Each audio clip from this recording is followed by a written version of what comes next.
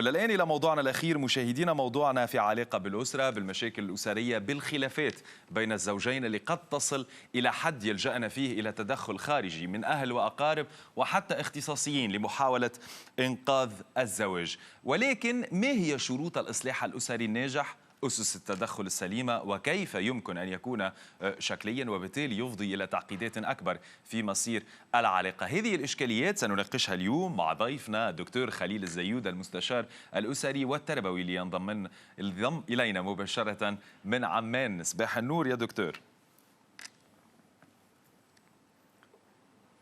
صباح الفل يا أمين، أهلا وسهلا. أهلا وسهلا بك دكتور خليل. إذا موضوع الخلافات بين الزوجين والتدخل الخارجي، بداية هات خلينا نبدأ بحسن النية. لو فرضنا معناها أنه بداية اللجوء إلى طلب التدخل من جهة ثالثة أليس يعني دليلا على حسن نية الزوجين بإصلاح الحال؟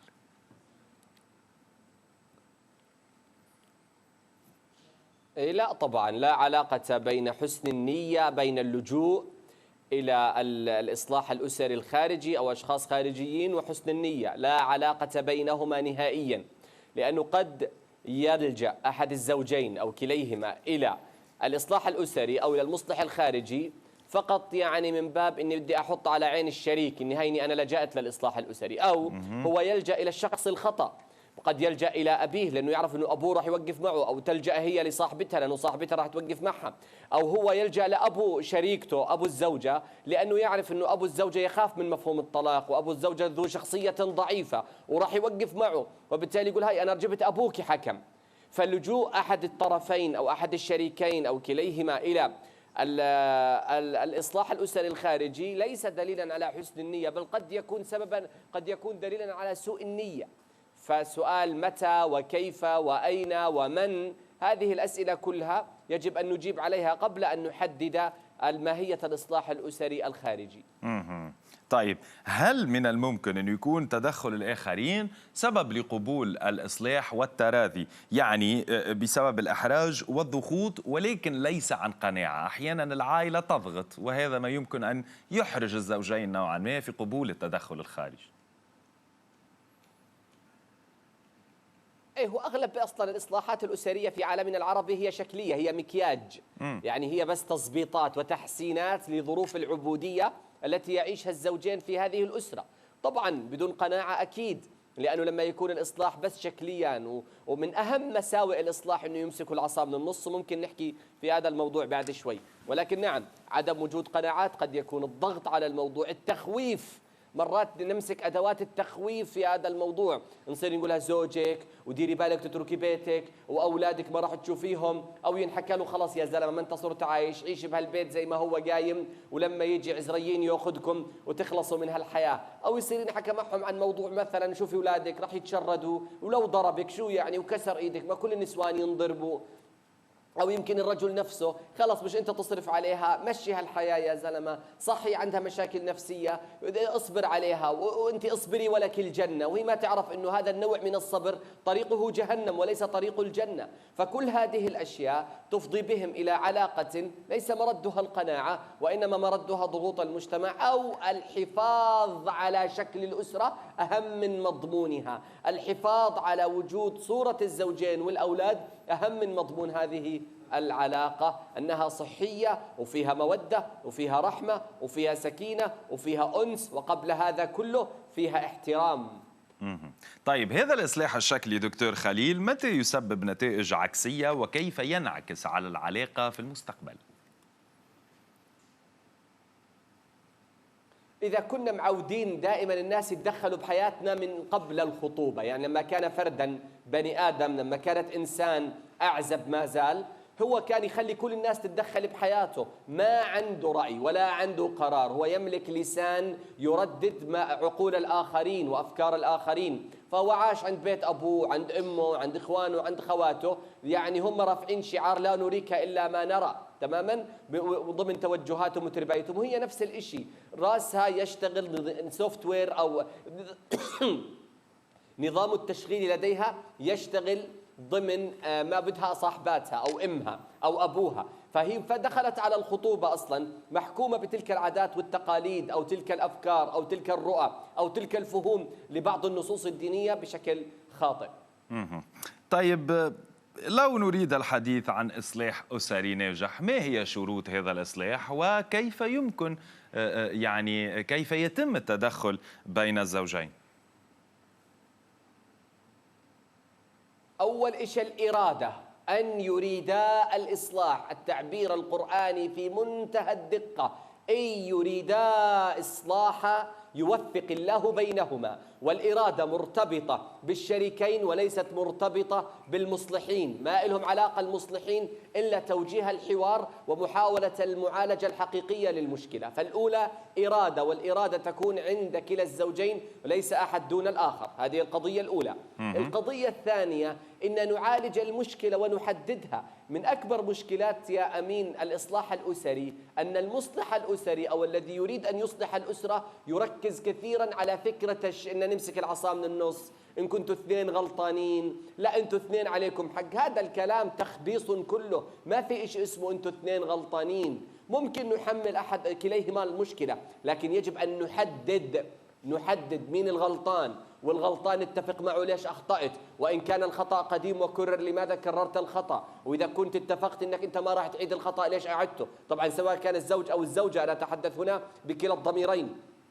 فالفكرة الثانية إذن إن نحدد المشكلة ونتفق على آلية لإصلاحها. إذا كانت عنده مشكلة نفسية ما ينفع نقول له اصبر أو روح اعمل جلسات تأمل أو روح عند كوتش لايف. إذا كانت عنده مشكلة نفسية لازم يذهب إلى طبيب نفسي، إلى أخصائي نفسي لكي يتعالج. إذا كانت لديهم مشاكل مالية أو مشاكل اقتصادية يجب أن يعيدوا النظر في طريقة سير هذا البيت. ما ينفع أن يعالجوا المشاكل الاقتصادية بكثرة الإنجاب لا يحل المشكلات الأسرية. إذا كانت لديهم مشاكل جنسية وهذه من أهم المشكلات التي توجد في عالمنا العربي في الخلافات الأسرية. إذا كان عندهم مشكلة في الفراش في العلاقة الحميمية ما ينفع نقول لهم والله روحوا تأملوا، راقبوا شروق الشمس، اطلعوا امشوا، اطلعوا اركضوا، روحوا رحلة. هذه أيضا من الآفات. لازم نروح نعالج هذه المشكلة التي كانت عندهم. المشكلة الجنسية لها أطبائها ومختصينها ويقدروا يتجاوزوا هذه المشكلة. القضية الرابعة وهي في غاية الأهمية، لكي نصنع إصلاح أسري لازم ما نقول لهم والله اطلعوا مشوار. يعني عندنا في الأردن مثلا اثنين اختلفوا مع بعض وبينهم مشاكل مالية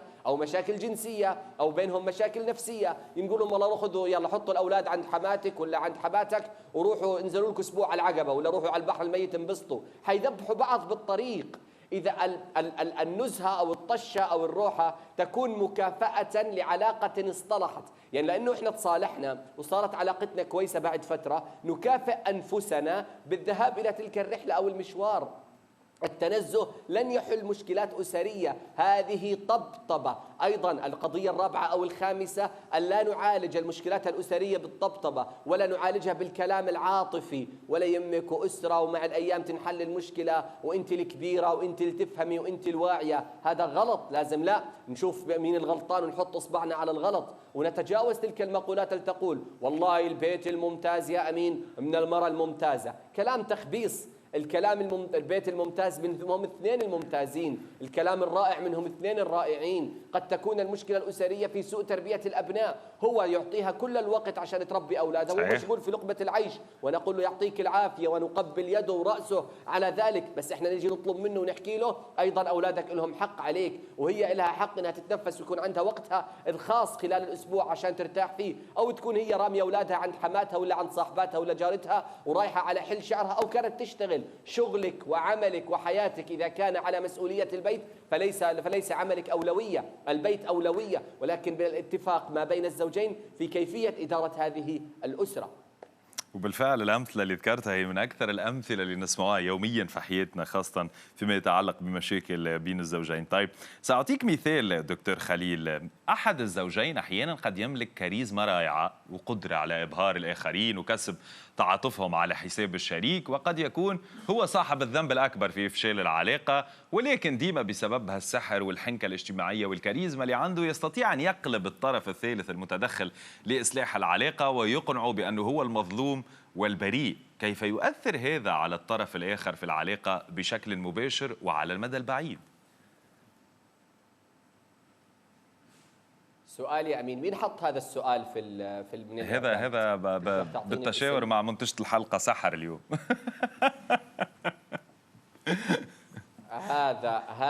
هذا سؤال في غاية الذكاء يا أمين. وأنا بعد ما ينزل إشارة الختام إذا سمحت بلغها سلام شخصي مني. هذا سؤال ذكي جدا، لأن سحر كثير تسمعك من الخلافات الأسرية تنطوي على كاريزما عند الرجل، أي تنطوي على مشاكل عند كاريزمة المرأة أو الرجل. مرات المرأة تمتلك قدرة لفظية، حفظ التفاصيل، قدرتها على إنتاج المشهد، بكائيات تقدم أمام المصلح، ويكون المصلح ضعيف وهش فيرخص ويضعف أمام هذه الدموع. أو يكون الرجل نفس الشيء، يكون الرجل يمتلك من أدوات الحديث أو التسويق لنفسه أو التسويق لمشاكله، كما فعل إخوة يوسف، جاءوا أباهم عشاء يبكون وكانوا هم اللي ألقوه في الجب.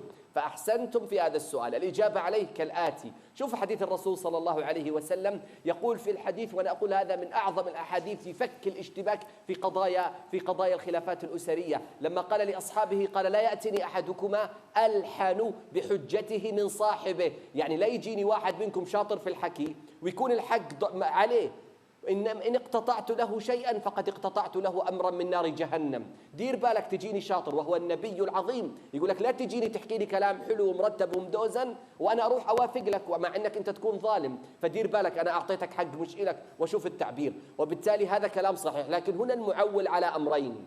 الأمر الأول أن يكون هذا الشريك الشاطر في الحكي والملهلب يكون أمام مصلح كمان ذكي وواعي، يعني يكون الشخص الذي يفض الاشتباك بين الزوجين يكون دارس وواعي وناضج ويكون مدرك لأبعاد الكلام، وما تنطلي عليه هذه الحيل النفسية أو هذه الحيل العاطفية أو هذه الإيماءات أو القدرة على ترتيب الكلام وتصفيته. لذلك من مهارته أو من مهارته المهمة أنه قادر على أن يواجه هذا الكلام مع الشريكة. يحكي لنا حكى 1 2 3 4 وأنت أخطأتي في 1 2، أمامه تبدأ هي توضح الموقف في سياقه وكيف أنا حكيت هذا الإشي وليش صار. من الممكن يكون هو صادق في كلامه لكن حط عليه بعض البهارات المشهية. بنفس القضية في المقابل هي قد تأتي ببعض الكلام وبعض الدموع وبعض الأفكار اللي من الممكن أن يسقط في يد المصلح. ففي نفس الطريقة ونفس الأسلوب لازم يكون المصلح واعي لهذا الموضوع، ولازم عشان هيك نقول لأحد الشريكين يدير بالك من الاستضعاف، من أن تحاول أن تحافظ على شكل هذا البيت وكان مضمونه ينخر السوس.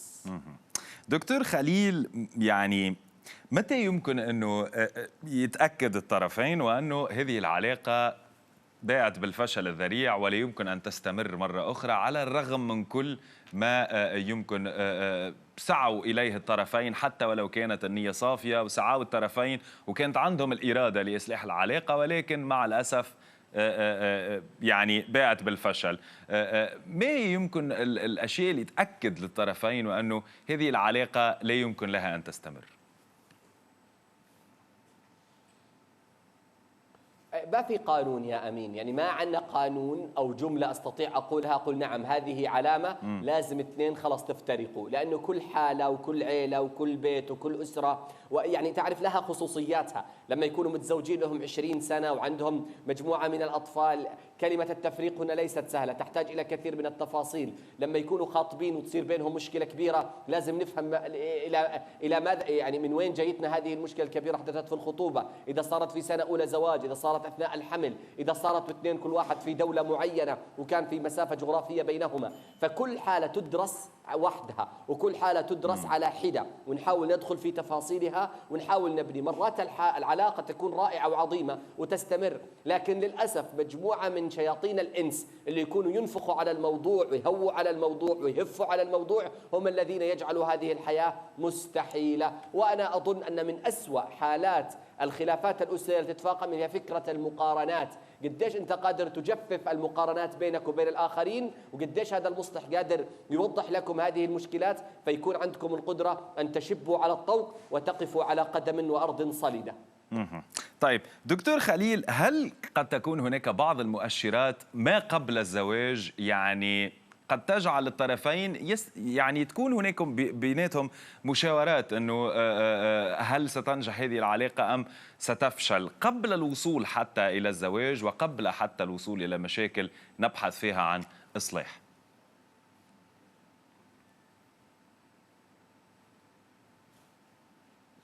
تمام. قبل أهم العلامات وأهم الإشارات اللي من الممكن، يعني ما بدنا نقول إنها مصيبة، لكن تعطي إشارات إنه ديروا بالكم.